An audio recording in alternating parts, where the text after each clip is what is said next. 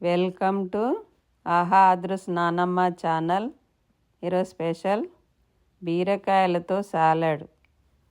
బీరకాయలను శుభ్రంగా కడిగి ఎక్కువ చెక్కు తీయకుండా ఇలా రౌండ్గా వీడియోలో చూపించినట్లు కొద్దిగా లావుగా కట్ చేసుకోవాలి. ఇది బీరకాయ ఆవపచ్చడి. లేత బీరకాయలతో చేసుకోవాలి. బీరకాయలను శుభ్రంగా కడిగి తడి లేకుండా తుడుచుకొని చిన్న చిన్నగా ముక్కలు కట్ చేసుకోవాలి. 1/2 స్పూన్ కారం, 1/2 స్పూన్ సాల్టు, 1/2 స్పూన్ ఆవపిండి, చిటికెడు మెంతిపిండి వేయించినది, 4 ఎల్లిపాయలు కచ్చపచ్చగా దంచి వేసుకోవాలి. కొద్దిగా నిమ్మరసం వేసుకోవాలి. పోపు పెట్టుకోవాలి. కొద్దిగా ఆయిల్లో ఆవాలు, జీలకర్ర, కరివేపాకు, పసుపు, కొద్దిగా ఇంగువ వేసి పోపు అంతా ఇందులో కలుపుకోవాలి. ఇలానే క్యారెట్తో చేసుకోవచ్చు, దొండకాయలతో చేసుకోవచ్చు. వేడి వేడి అన్నంలో తినాలి, చాలా టేస్ట్గా ఉంటుంది. నెక్స్ట్ స్టవ్ వెలిగించుకొని ప్యాన్ పెట్టుకోవాలి. వేడయ్యాక కొద్దిగా ఆయిల్ వేసి ఇలా ముక్కలు పెట్టి మళ్ళీ కొద్దిగా ఆయిల్ వేసి మూత పెట్టకుండా 2 వైపులా ఇలా కాల్చుకోవాలి. కాల్చిన తర్వాత ఇలా కొద్దిగా ఉప్పు కారం చల్లుకోవాలి.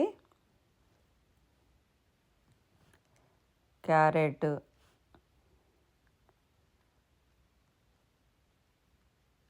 చిన్నగా కట్ చేసిన లెట్యూస్, చాట్ మసాలా కూడా వేసుకోవచ్చు. మొలకెత్తిన పెసర్లు, కీరదోసకాయ కూడా వేసుకోవచ్చు. రెడీ అయినది సాలడ్. చాలా బాగా కనపడుతుంది కదా, టేస్ట్ కూడా చాలా బాగుంది. బ్రేక్ఫాస్ట్ లాగా తినచ్చు, స్నాక్ లాగా తినచ్చు. హెల్త్ కూడా చాలా మంచిది. మీరు కూడా ట్రై చేసి ఎలా ఉందో చెప్పండి. ఇది బీరకాయ చట్నీ. కావలసినవి 300 గ్రామ్ బీరకాయలకు 2 స్పూన్ల ధనియాలు, 2 స్పూన్ల నువ్వులు, 1/2 స్పూన్ జీలకర్ర, 1/2 స్పూన్ మెంతులు, నిమ్మకాయ సైజు చింతపండు నానబెట్టుకోవాలి. 7-8 పచ్చిమిరపకాయలు, ఎల్లిపాయలు, రుచికి సరిపడా సాల్ట్. కారం తినేవాళ్ళు ఎక్కువ కూడా వేసుకోవచ్చు. ఇలా వేయించుకోవాలి.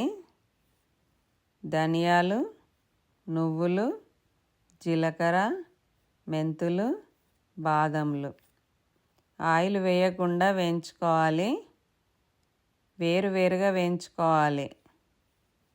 కొద్దిగా ఆయిల్లో పచ్చిమిరపకాయలు, ఎల్లిపాయలు, కొద్దిగా కరివేపాకు, కొద్దిగా కొత్తిమీర వేయించుకోవాలి. బీరకాయ ఎక్కువ చెక్కు తీయకుండా ముక్కలు కట్ చేసుకొని కొద్దిగా ఆయిల్లో మూత పెట్టకుండా మంచిగా వేయించుకోవాలి. కారం ఎక్కువ తినేవాళ్ళు ఎక్కువ కూడా వేసుకోవచ్చు. ఫస్ట్ ధనియాలు గ్రైండ్ చేసిన తర్వాత అన్నీ కలిపి గ్రైండ్ చేయాలి. ఇది బీరకాయ పొడి.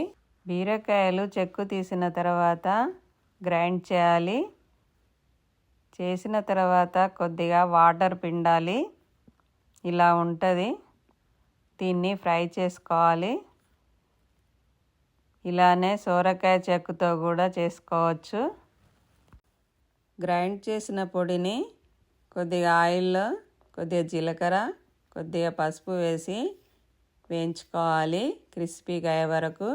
వేగిన తర్వాత రుచికి సరిపడా సాల్టు, కారం వేసుకోవాలి. కొద్దిగా ఆయిల్లో కొద్దిగా మినప్పప్పు, కరివేపాకు, కొన్ని ఎల్లిపాయలు కచ్చాపచ్చగా దంచి ఇలా ఫ్రై చేసుకొని కలుపుకోవాలి. అంతా ఇలా కలుపుకోవాలి. రెడీ అయినది చట్నీ పొడి. వేడి వేడి అన్నంలో నెయ్యి వేసుకొని తినాలి, చాలా టేస్ట్గా ఉంటుంది. మీరు కూడా ట్రై చేసి ఎలా ఉందో చెప్పండి. ఈ వీడియో మీకు నచ్చినట్లయితే లైక్ చేయండి, మీ ఫ్రెండ్స్తో షేర్ చేయండి, కామెంట్ చేయండి.